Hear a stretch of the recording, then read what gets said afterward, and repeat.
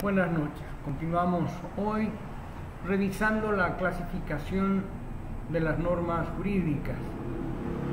Habíamos visto en la última clase y habíamos diferenciado las normas de derecho común y de derecho especial.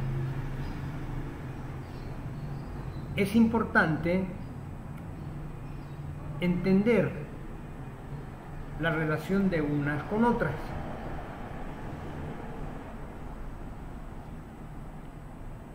De manera genérica y como regla general, señalamos que las normas de derecho general o común suplen los vacíos del derecho especial.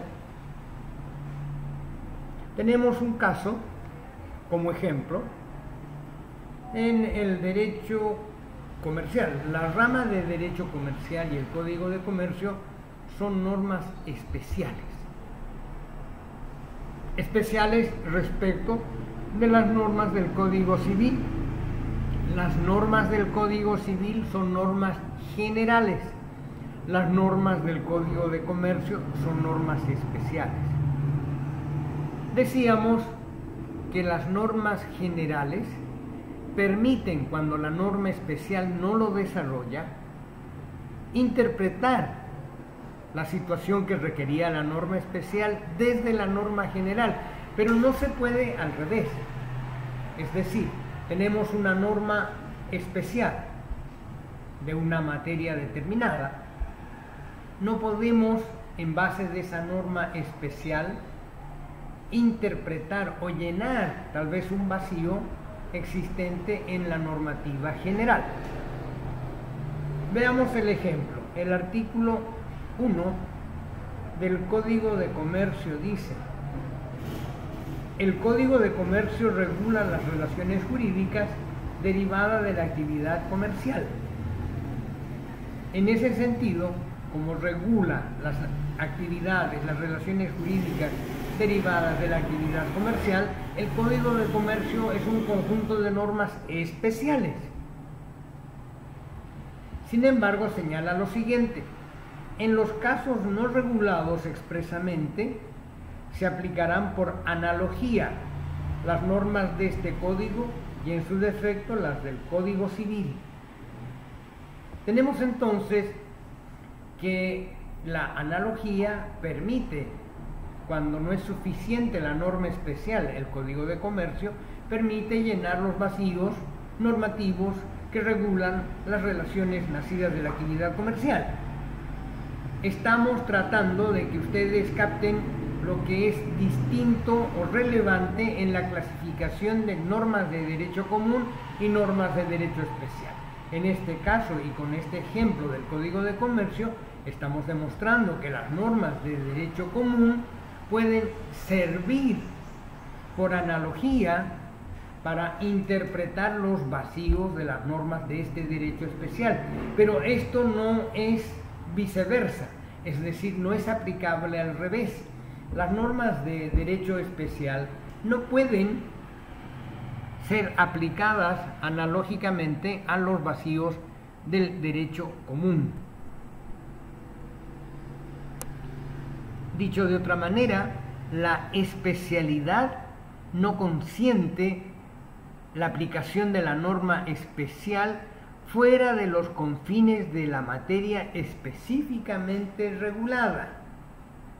Esto es bien importante. En este momento no lo perciben aún ustedes, pero habíamos señalado que la tarea del jurisperito, la tarea de ustedes como abogados, en un 100% es interpretación legal.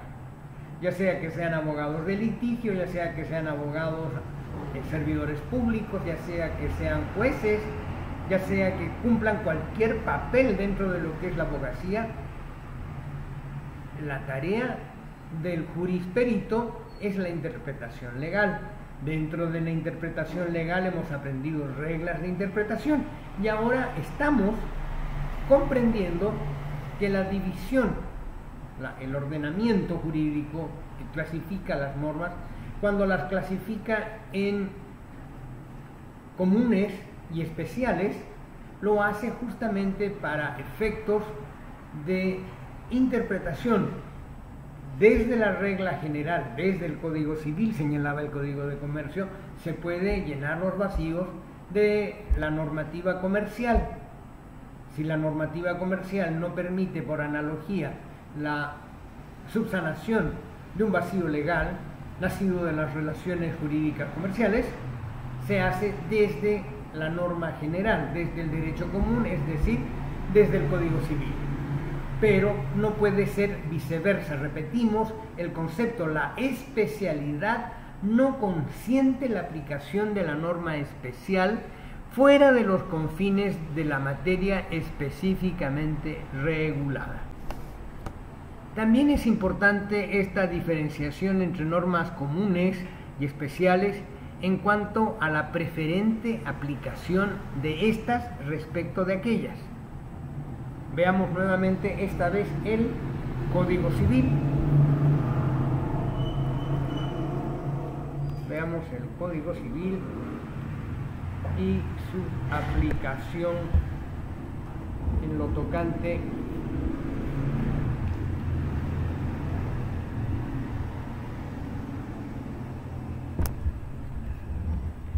el artículo 72 es parte del libro primero, título segundo, de las personas colectivas. Voy a hacer una disquisición para que entiendan el ejemplo. Las personas pueden ser naturales o pueden ser jurídicas. Las personas naturales existen por nacimiento biológico y concluyen su existencia por la muerte. Las personas jurídicas son una ficción que permite a las personas naturales o a otras personas jurídicas la creación por acto de voluntad de estas personas jurídicas. Ahora, las personas en general pueden ser individuales, ustedes son personas jurídicas individuales, o pueden ser colectivas. Y las colectivas pueden ser de derecho público o de derecho privado.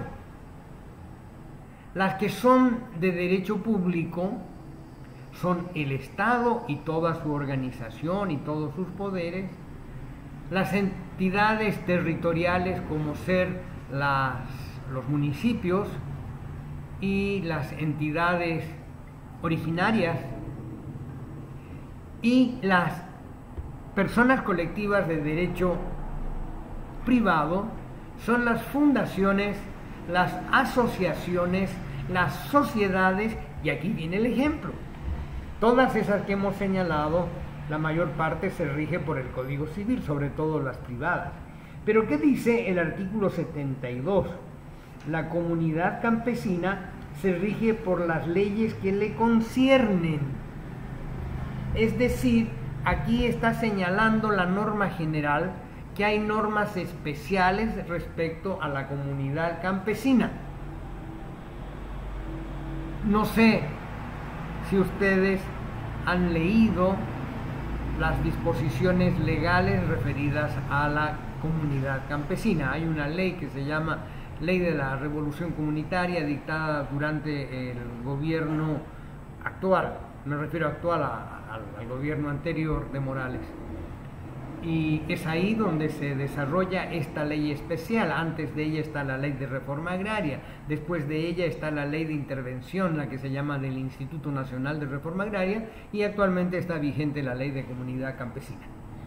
Lo importante es que entiendan que en este caso es la propia ley general, el Código Civil, el que nos dice que la comunidad campesina se rige por las leyes que le conciernen.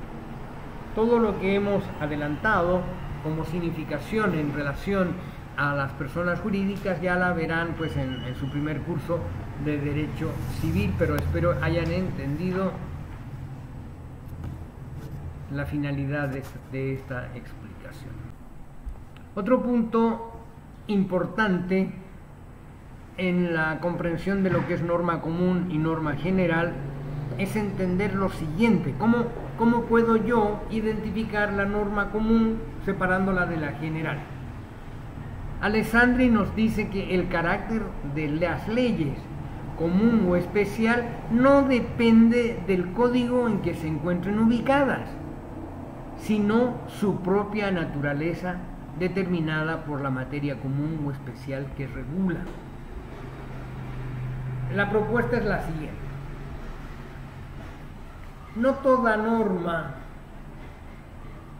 en un código especial es norma especial. Ocurre muchas veces que los legisladores introducen en disposiciones legales normas generales. No se recomienda esa técnica legislativa, pero es algo muy corriente, sobre todo en nuestro país.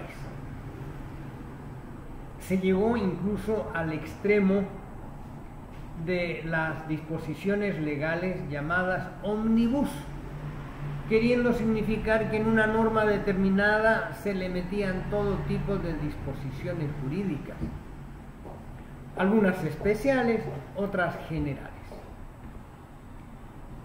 Y una de la que se hacía uso y abuso era de la norma que aprueba el presupuesto general de la nación. Todos los años el Poder Ejecutivo tiene que remitir a la Asamblea Legislativa su presupuesto.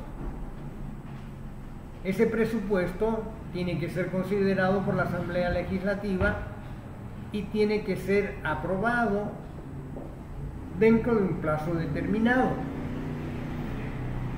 Si por algún motivo ese plazo se cumple y esa ley no se aprueba, el Poder Ejecutivo o el órgano ejecutivo puede promulgar esa ley directamente, sin la participación de la Asamblea Legislativa. Y esto ha ocurrido muchas veces.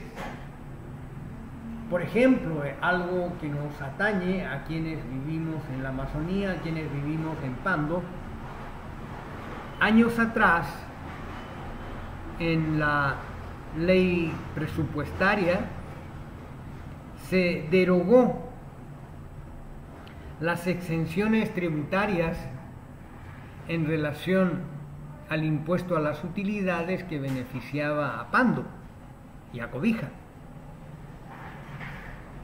Y esa derogatoria normativa era ilegal. Nadie reclamó, pero eso es tema de otra discusión. Lo importante acá es que en la ley del presupuesto general de la nación había un artículo que decía: se deroga la exención tributaria del impuesto a las utilidades para Pando.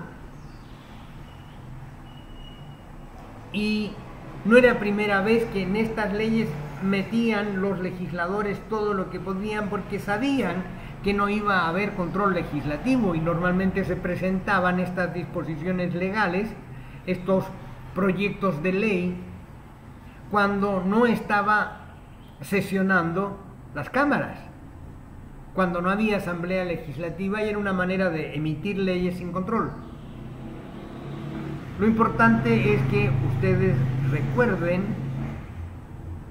que para diferenciar la ley común o general de la ley especial, tienen que entender su tenor y de acuerdo a ese tenor poder ustedes opinar o argumentar diciendo: esta es una ley especial, esta es una ley general, y no depende de qué norma se encuentra. Nos corresponde ahora la revisión de las normas regulares y excepcionales. Vamos a decir que normas regulares o normales son las que se aplican de un modo u otro son las que aplican de un modo u otro los principios generales de una rama del derecho o de una institución jurídica, y normas excepcionales son las que se inspiran en principios contrapuestos a aquellos respecto de los cuales constituyen excepciones. Es la lógica de siempre. Tenemos una norma general que aplica principios genéricos a una rama del derecho y tenemos una norma de excepción que los rompe. Veamos una norma general para que ustedes lo comprendan.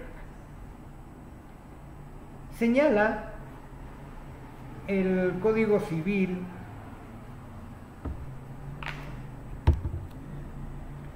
que la garantía patrimonial de los acreedores está compuesta por la totalidad del patrimonio del deudor.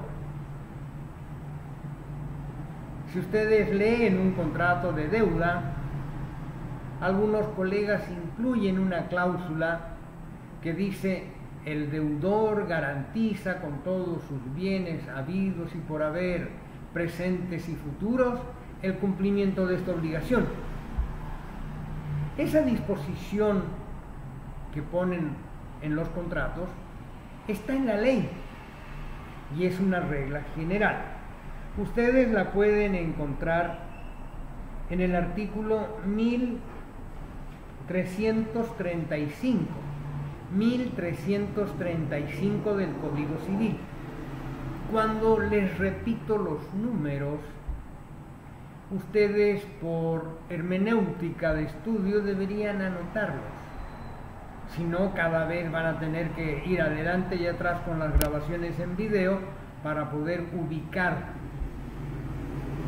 Más fácil para el estudio es que lo anoten y recuerden, porque esta disposición general les va a perseguir toda su vida, y es que la garantía que tiene el acreedor, se llama garantía quirografaria, es la totalidad de los bienes. Esa es la regla general. Sin embargo, esta regla general tiene tiene excepción, dijéramos, tiene una excepción en el Código de Comercio, en su artículo 356.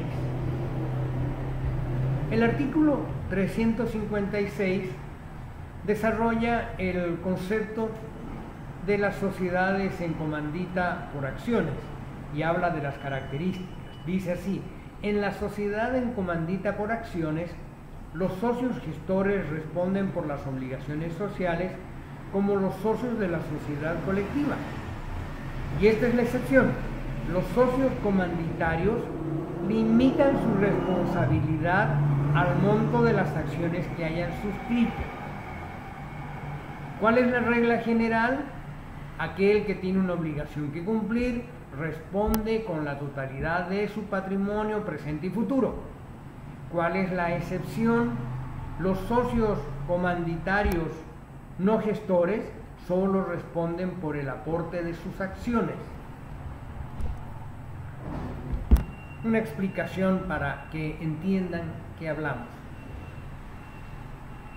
Sí, hace un momento les conversé sobre las personas colectivas. Dentro de las personas colectivas privadas están las sociedades. Las sociedades pueden ser civiles o pueden ser comerciales.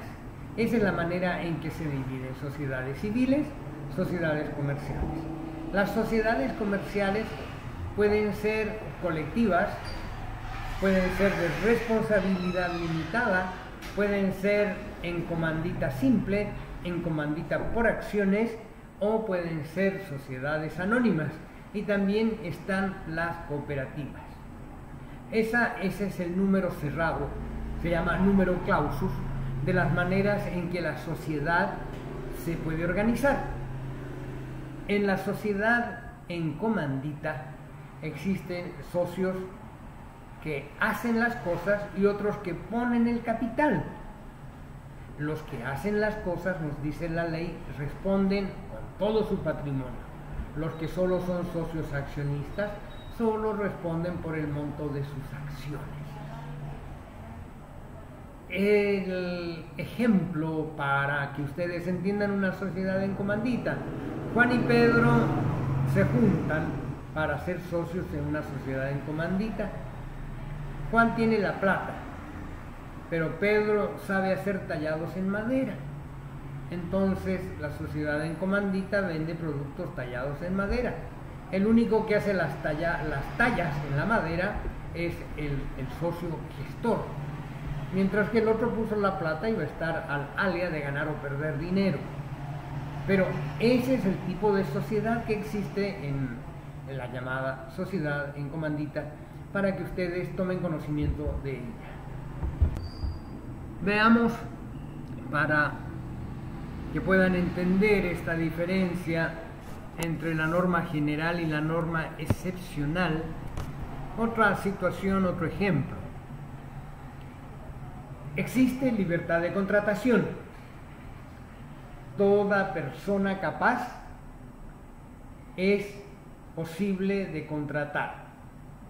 ¿Recuerdan ustedes? Habíamos hablado del acto jurídico como el hecho del hombre destinado a producir efectos jurídicos. Habíamos dicho que cuando dos personas pretendían crear actos jurídicos, estábamos ante la convención. La convención era el acto jurídico en el cual dos personas manifestaban su voluntad y en base de eso creaban, modificaban, extinguían, modificaban una relación jurídica. Y habíamos ido aún más a la parte y habíamos dicho que los contratos eran convenciones destinadas a crear obligaciones. Esa posibilidad que las partes creen obligaciones, que contraten, es la regla general. Todas las personas tienen libertad de contratación.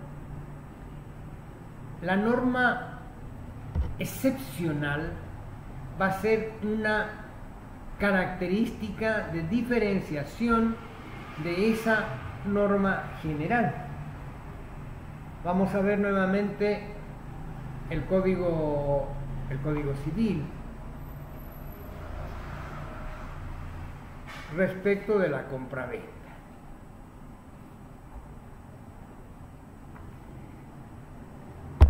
En la compraventa, las partes se transfieren el dominio de las cosas a través de un contrato que se llama de compraventa, donde hay un acuerdo de la cosa y un acuerdo del precio. En nuestro país, la compraventa se perfecciona por el acuerdo de partes. No tiene nada que ver la entrega de la cosa para que el contrato sea perfecto. Por lo tanto, toda persona capaz va a poder comprar y vender, no se requiere habilitación especial. Esa es la regla general. Veamos ahora la excepción. El artículo 592 del Código Civil, 592 del Código Civil dice, 591, luego les cito el 592. 591, prohibición de venta entre cónyuges. La palabra es cónyuge, no es cónyuge, cónyuge. Hay una prohibición de venta entre cónyuges. ¿Quiénes son los cónyuges? Son las personas unidas por vínculo matrimonial. ¿Cómo concluye el vínculo matrimonial? Por la nulidad del acto que los une o por el divorcio. Son las dos formas. Pero dice el artículo 591 del Código Civil, el contrato de venta no puede celebrarse entre cónyuges, excepto cuando están separados en virtud de sentencia pasada en autoridad de cosa juzgada. deberían también revisar el artículo 126 del antiguo Código Familiar. El actual Código de Familia está ya en otra numeración. De ahí entonces que sea prohibido la venta de bienes entre cónyuges. El artículo 592 del Código Civil contiene las prohibiciones especiales de comprar. Vamos a analizarlo de inmediato para poder continuar mostrando los ejemplos entre lo que es la normativa general y la normativa de excepción. Para la correcta comprensión vamos a precisar junto con el autor que seguimos, Alessandri, que la norma especial implica una mera adaptación del principio de la norma regular o general. ¿Se acuerdan? Habíamos visto normas especiales, normas regulares. En cambio, las normas excepcionales se desvían abiertamente de los principios generales. Por eso son excepcionales, porque representan una manera diferente ante una situación diferente en que el derecho resuelve las cosas. Un ejemplo para que lo entiendan aún más es el referido a la otorgación de testamentos. Existe el derecho de las personas de escoger, respetando la ley, a quienes les dejan sus bienes cuando mueren. Cuando una persona quiere manifestar su voluntad y decir, le dejo a fulano tal cosa, le dejo a sultano tal otra, él lo hace a través de un acto solemne que es el testamento. Sin embargo, esa regla general, vamos a ver, tiene excepciones.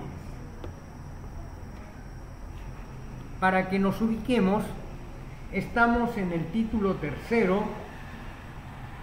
sucesión testamentaria, capítulo primero del testamento en general.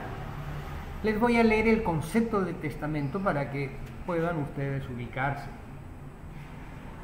Por un acto revocable de última voluntad, una persona capaz puede declarar obligaciones o, y esto es lo importante, disponer de sus bienes y derechos en todo o en parte, dentro de lo permitido por la ley, para que este acto tenga efecto después de su muerte. La parte no dispuesta se sujeta a las reglas de la sucesión legal.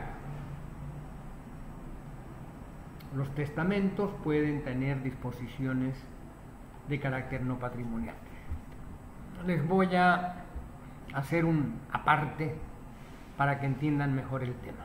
Ya sabemos que a través de testamento uno puede manifestar una última voluntad a fin que una vez muerto el patrimonio que uno tiene se distribuya de una manera determinada en todo o en parte, y aquí viene el tema, salvo lo que dispone la ley. Antes de entrar a la excepción voy a explicar más de la regla general. La regla general es que Bolivia sigue una doctrina respecto del patrimonio y sigue una doctrina que se refleja en el tema de los bienes gananciales y se refleja en el tema de la sucesión ab intestato. La sucesión ab intestato es la sucesión legal o forzosa que existe cuando no hay disposición testamentaria. El tema viene de muy atrás, viene desde Roma, pasa por Alemania hasta llegar aquí a Bolivia, donde nosotros consideramos, cuando digo nosotros me refiero a la legislación nacional, considera que el patrimonio que tiene el papá de la familia, para darle algún nombre, el pater familias que se le hubiera dicho en Roma, o la mamá también en este caso, donde ya hablamos de situaciones igualitarias. La ley presume que ese patrimonio no es totalmente de uno, sino que es fruto de la actividad familiar. Si el patrimonio que durante el periodo en que yo he tenido cónyuge y he tenido hijos, he ido formando, no es solamente mío, sino que es también de mi cónyuge y también de mis hijos, es evidente que yo no lo voy a poder regalar en su totalidad a una persona, o como sale en las películas, a un gato. ¿Me siguen hasta ahí? En otros países se considera que lo que uno junta a lo largo de su vida, esté casado o no esté casado, tenga hijos o no tenga hijos, es solo de uno. Y por lo tanto, como es solo de uno, uno puede hacer con él lo que quiera. En Bolivia, no. En Bolivia se supone que más allá de la voluntad del decuyus, más allá de la voluntad del que se muere, la ley protege a los hijos y al viudo o a la viuda. Sobre la protección a la viuda lo van a ver en derecho de sucesiones, muy entretenido, lo van a conocer lo que es la cuarta uxoria. Pero no es el tema. Centrémonos para que entiendan. Eso implica que cuando yo hago testamento, no puedo dañar la legítima, así se llama, la parte que le toca a los hijos, y a la mujer como heredera, que es diferente como mujer, como cónyuge, o al hombre como cónyuge. Esa parte se llama legítima. La legítima de los hijos no puede verse afectada por mi testamento. Ocurre que cuando yo tengo cónyuge y tengo hijos, puedo aumentar las legítimas de mis herederos, o puedo, en ese porcentaje que la ley me dice, hacer un testamento. Espero que esto les quede claro. Es simplemente un adelanto de una materia que van a llevar en sucesiones, derecho quinto de civil, pero que es muy importante porque ustedes están estudiando como profesionales para ganar bien, y donde se gana bien es en el tema sucesorio, porque los colegas, ignoro por qué no lo desarrollan. Los testamentos requieren como actos ser solemnes.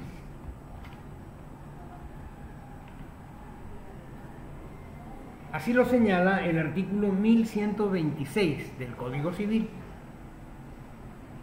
Dice: los testamentos pueden ser solemnes y especiales. Solemne es el que se celebra con las formalidades exigidas por la ley. Especial el que no exige otros requisitos, bastando que conste la voluntad del otorgante en los casos determinados que la ley señala. Luego, el código muestra cómo son los testamentos solemnes, cuáles son los cerrados, cuáles son los abiertos, y llega a la excepción. No se me pierdan del camino. Estamos viendo normas generales, normas excepcionales. Hemos visto antes normas regulares, normas especiales. Hemos visto en las excepcionales que se rompe el principio. Es decir, la regla general en el testamento es que sea solemne. Pero hay excepciones. Y una norma excepcional es la que señala el artículo 1136. Dice así: testamento a bordo de nave o aeronave y su eficacia. Los viajeros a bordo de nave marítima fluvial, lacustre o aérea, pueden testar durante el viaje ante el capitán o comandante de ella, o a falta de éste, ante quien le sigue en rango inmediato, en presencia de por lo menos 3 testigos, observándose en lo demás, y en cuanto sea aplicable, según el caso, lo prescrito en los testamentos cerrados. Esa ya es una excepción. Veamos ahora el artículo 1137, el testamento militar. Los militares, los asimilados a las Fuerzas Armadas en general y los movilizados en campaña, pueden testar ante el jefe de la unidad militar y en presencia de 3 testigos, firmando la disposición testamentaria a todos ellos y haciéndose constar por qué no firma el testador si no supiera o no pudiera firmar. Imagínese en un teatro de operaciones de guerra, en campaña, el ejército, el testador está herido, tal vez muera, le han volado los brazos con una carga de explosivos, entonces puede incluso no firmar, puede hacerlo ante sus camaradas y testar.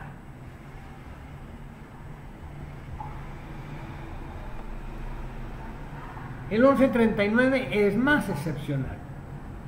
El militar y en general el movilizado en caso de campaña pueden, al entrar en acción o estando heridos en el campo de batalla, declarar su última voluntad ante 2 testigos o compañeros de armas o entregarles el pliego que la contenga, firmado de su puño y letra.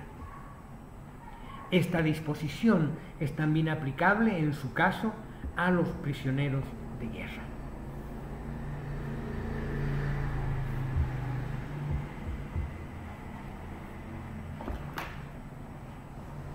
Ahora sí, clarísimo, ya no hay duda.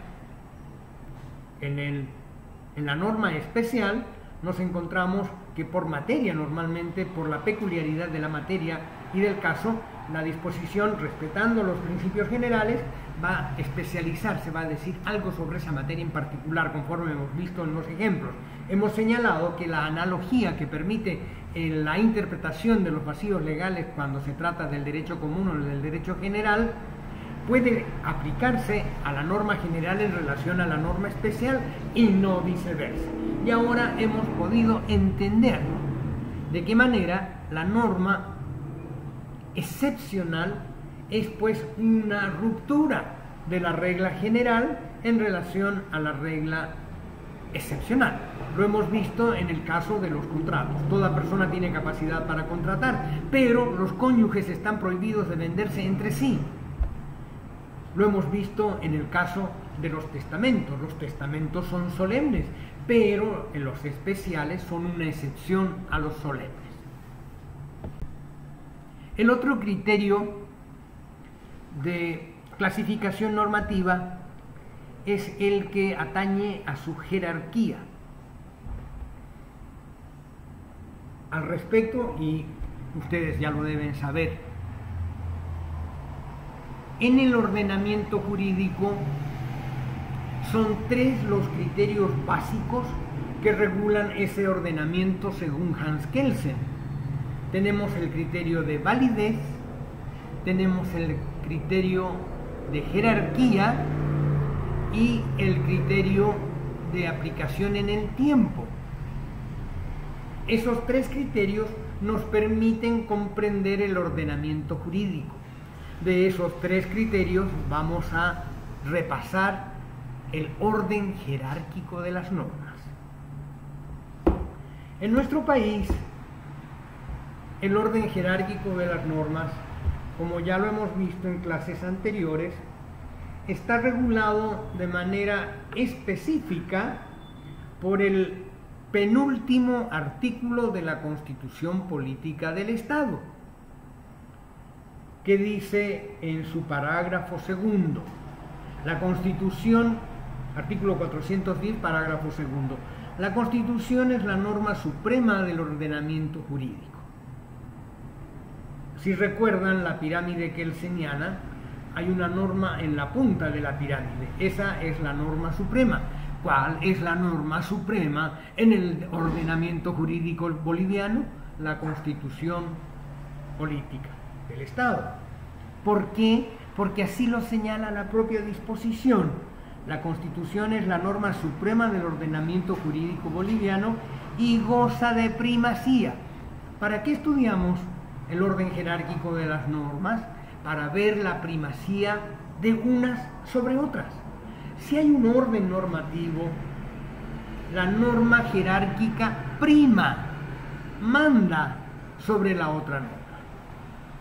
Es de esa manera en que funciona la jerarquía. La validez dependía de la forma en que la norma se crea.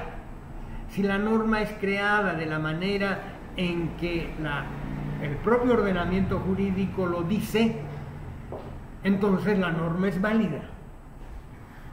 La norma está vigente si no ha sido derogada, si no ha caído en desuso.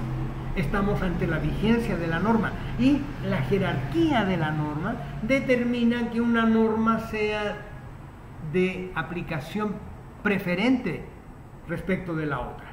¿Cuál es la norma que está en la cúspide de la pirámide kelseniana? La Constitución política del Estado. Y por lo tanto lo que les estoy explicando está contenido en esa disposición, en esa norma fundamental, en esa carta magna, en esa Constitución. No se olviden que nuestra Constitución es la misma Constitución desde la fundación, modificada diferentes veces. El intento de supuestamente crear un orden jurídico diferente producido el año 2009 y que se plasma en la Constitución del 2010 de Oruro o del 2009 de Sucre o del 2010 de emitida por un acuerdo político, no son nuevas constituciones, son reformas constitucionales. ¿Por qué no? Porque si han leído a Kelsen, como lo están haciendo, se van a dar cuenta que la norma fundamental no es fruto de una actividad jurídica, es fruto de una revolución social, de fuerza, donde la fuerza impone la nueva norma. Por lo tanto, una función constituyente hecha dentro del orden jurídico no es una nueva norma, no es una nueva constitución, sino que representa una modificación, ya sea parcial o total, a la norma fundamental. Esa es mi postura como intérprete del derecho. Van a poder encontrar muchas otras, entre ellas la postura de los voceros del actual gobierno del Estado boliviano, que dicen que han refundado el país. No se puede, teóricamente, siguiendo a Kelsen y a la escuela positivista, hacer eso, no es dable, porque no ha habido un periodo tipo Revolución Francesa donde se destruye el ordenamiento jurídico anterior y se reemplaza por uno nuevo, que es la idea kelseniana original, con los matices posteriores de Hans Kelsen, cuando ya está enseñando en las universidades norteamericanas y había abandonado Viena. Pero en principio, como les digo, es mi postura, ustedes pueden asumir la que deseen, siempre que sepan, obviamente, argumentar y fundamentar, que es lo necesario. Volvamos al 410, que dice que la Constitución es la norma suprema del ordenamiento jurídico boliviano y goza de primacía frente a cualquier otra disposición normativa. El bloque de constitucionalidad, no olviden, el bloque de constitucionalidad. ¿Qué es un bloque de constitucionalidad? ¿Qué es un bloque? Yo recuerdo cuando recién veía este artículo, estuve buscando en diferentes ordenamientos jurídicos una explicación, ¿por qué el bloque? ¿Por qué? ¿Qué quiere decir?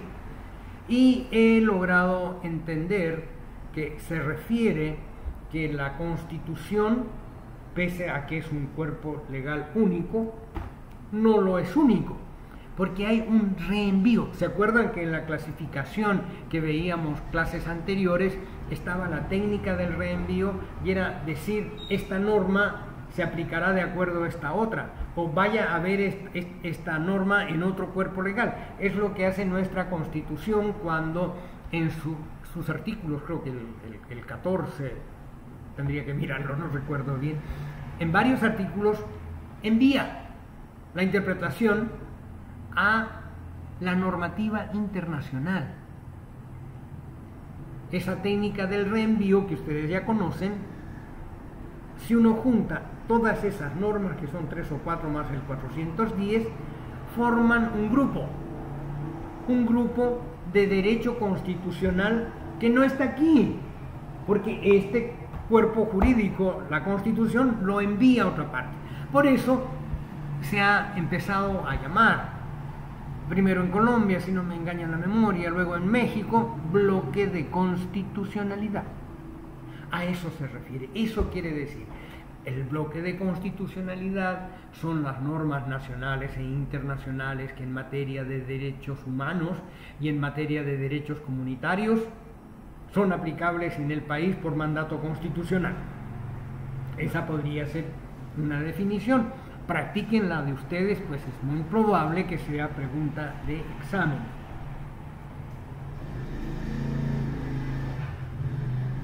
Así dice. El bloque de constitucionalidad está integrado, 1, por los tratados y convenios internacionales, A, en materia de derechos humanos, y B, las normas de derecho comunitario, ratificados por el país. Obviamente, el ratificados por el país, un poquito que está de más, redundante, porque toda normativa, todo convenio en el cual participe Bolivia necesita una ley donde la Asamblea Legislativa dé su aquiescencia, ratifique. Sin eso no hay tratado internacional. ¿Y dónde está esa disposición? En la propia Constitución. Por eso les decía, es un poco reiterar algo que está aquí mismo. Sin embargo, está escrito de esa manera. Y luego, este artículo 410 tan famoso señala que la aplicación de las normas jurídicas se regirá por la siguiente jerarquía de acuerdo a las competencias de las entidades territoriales. Eso nos lleva a un problemita también, que no intento desarrollárselos de manera completa porque va a corresponder nuevamente a otras materias especializadas, pero quiero que sepan que las entidades territoriales en el país básicamente son dos: las entidades municipales y las tierras de los pueblos originarios. Esas son las dos entidades territoriales. Con ese concepto de entidades territoriales, la Constitución del año 2010 del acuerdo que se emitió para poner en vigencia esa Constitución, elimina la división territorial antigua que ponía departamentos, ponía provincias y ponía cantones. Actualmente son departamentos y entidades territoriales, y por lo tanto son las alcaldías, los gobiernos autónomos municipales y los territorios originarios indígena campesinos. Esa es la actual situación y a eso se refiere. ¿Qué pasa? Si ustedes recuerdan, aunque deben haber estado muy jóvenes, la mayoría, estoy suponiendo que todos ustedes han terminado recién secundaria, lo cual no es verdad, sé que hay varios estudiantes mayores.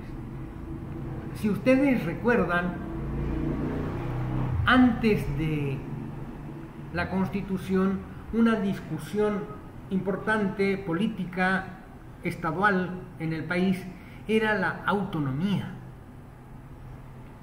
Autonomía no significa federalismo. El federalismo es una forma de organización del Estado. La federación y la confederación son formas que vamos a aprender en nuestro próximo curso dentro de esta materia, que es la teoría del Estado. Pero lo que quiero que rescaten Primero es que Bolivia, en la guerra civil, no recuerdo el año, en la cual la sede de gobierno fue a parar a Sucre, era una guerra en la cual se pretendía imponer, en vez de república unitaria, la república federada. Y los que ganan esta guerra civil boliviana son los que propugnaban la federación de los departamentos. Y ellos se reúnen en Oruro. Se reúnen en Oruro los delegados de los diferentes departamentos y se suponía, como eran los ganadores, que iban a federar el país. Y lo único que hacen es llevar la gobernación del país a La Paz y mantener la capitalía en Sucre. Ese fue nuestro primer intento de federación. En este momento, recordando el tema de las autonomías, ustedes recuerdan, ustedes tienen en su memoria todo lo que se hizo, lo que se habló de la media luna, la forma en que la media luna fue destruida, etcétera, etcétera. Sin embargo, había un problema con esta constitución. Les dije clases atrás que lamentablemente, por la situación política del Estado, quienes concurrieron como constituyentes reflejaban los estamentos populares del país, es decir, gente analfabeta. Y si no analfabeta 100%, analfabeta práctica, es decir, personas que no sabían o solo sabían escribir su nombre. Muchos de ellos, campesinos, trabajadores, por la situación política misma, no fueron en su mayoría técnicos. Cuando lo lógico es que los cuerpos legales, los códigos, los proyectos modificatorios totalmente de la Constitución sean encargados a los que estudian el derecho. Como no se puede suplir la falta de conocimiento del constituyente, y en un clima político muy controversial, el país contrató a un grupo de españoles socialistas que conocían la Constitución política española. En España un tema muy en boga es la pelea de los distintos reinos que componían Hispania. Castilla, León, ¿qué más? No me acuerdo, no recuerdo los demás. Pero esos grupos, esos reinados de la Edad Media, unificados por uno de los reyes, por los reyes católicos, unifican y logran expulsar de España a los moros, luego se va a decantar en nacionalidades. Hay nacionalidades diversas en España que no hablan castellano. El castellano se habla en Castilla. El resto de España habla otras lenguas. Lenguas derivadas de las tribus a las cuales pertenecieron y las cuales eran los íberos, los cantábricos, y que actualmente tienen otros nombres. Entonces, el tema fundamental en la reforma española de la Constitución era el problema de las autonomías regionales. En cambio, en nuestro país, el tema de autonomía era un tema básicamente del departamento de Santa Cruz de la Sierra, seguido por líderes locales donde se encontraba gente veniana, gente pandina y alguien de Cochabamba, versus todo el altiplano. El altiplano siempre ha sido acérrimo presidencialista. Por eso les comentaba que la reunión en el siglo XIX para la creación de la Federación Boliviana de los Departamentos en base a una guerra civil y muchos muertos, nunca federó Bolivia. La inclusión de personas ajenas para la redacción de la Constitución del 2010 se tradujo en la mención de las autonomías en base de las competencias territoriales. Existen competencias propias del Estado central, competencias propias de los departamentos y de los gobiernos autónomos y competencias compartidas. Esa es nuestra autonomía. Ustedes lo van a poder ver a partir de la tercera parte de la Constitución Política del Estado. Recurramos a la Constitución para ganar en claridad y precisión. Vamos directamente al artículo 269, que señala que Bolivia se organiza territorialmente en departamentos, provincias, municipios y territorios indígenas originarios campesinos. Antiguamente nos organizábamos en departamentos, provincias y cantones, municipios y cantones. Aquí ya hay una reforma que va a ser importante, sobre todo en el tema de las competencias. Luego se señalan los principios que rigen la organización territorial y las entidades territoriales descentralizadas. Pero lo que nos interesa es tener claro que es en esta parte de la Constitución donde se habla de la autonomía departamental, autonomía regional, autonomía municipal, autonomía indígena originaria campesina, que se van a traducir en la existencia de las asambleas departamentales, del Consejo Municipal, que son los órganos legislativos. Para en el artículo 297 entrar a lo que señalábamos las competencias, que también hace referencia el artículo 410. Cuando la Constitución Política del Estado se refiere a las competencias, las divide en privativas, exclusivas, concurrentes y compartidas. Es ahí donde radica la autonomía. Es esa parte que el país toma un modelo que no es nuestro, y es esta redacción, además de la ley que se dicta posteriormente, las que convierten en la autonomía a la fecha en un mero discurso. Tenemos que la Constitución señala cuáles son cuáles. Pero volvamos al artículo 410, que es el que estamos desentrañando. Dice: la aplicación de las normas jurídicas se regirá por la siguiente jerarquía, y la establece de acuerdo a las competencias de las entidades territoriales. Entonces, esta lista que sale tiene que conjugarse con lo que acabamos de leer, es decir, cuáles son las competencias exclusivas del Estado central, cuáles son las competencias de los órganos territoriales, cuáles pueden compartir, cuáles se pueden delegar.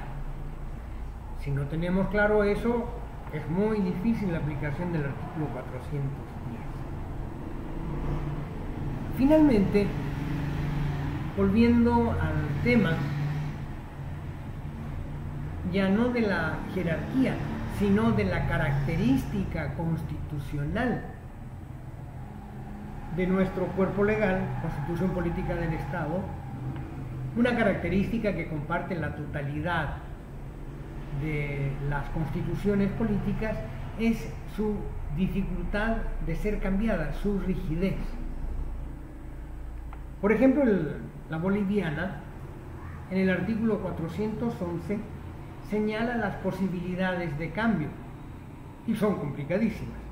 La reforma total de la Constitución, o aquella que afecte a sus bases fundamentales, a los derechos, deberes y garantías, o a la primacía y reforma de la Constitución, tendrá lugar a través de una asamblea constituyente originaria plenipotenciaria activada por voluntad popular mediante referendo.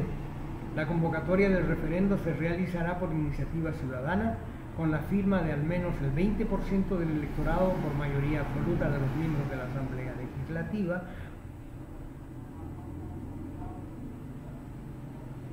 plurinacional o por la presidenta o presidente del Estado.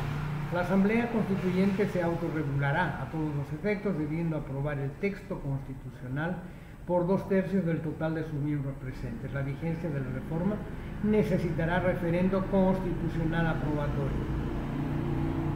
La reforma de la Constitución no es de fácil factura y eso nos demuestra la importancia que se le da a este cuerpo normativo y es una de las características que la Constitución tiene. Es pertinente recordar que hemos podido diferenciar la norma especial de la norma común, la norma excepcional de la norma general y que hemos hablado de la jerarquía de la Constitución política del Estado, donde una norma jerárquicamente superior no puede ser modificada por una norma inferior. Estos son principios generales del derecho.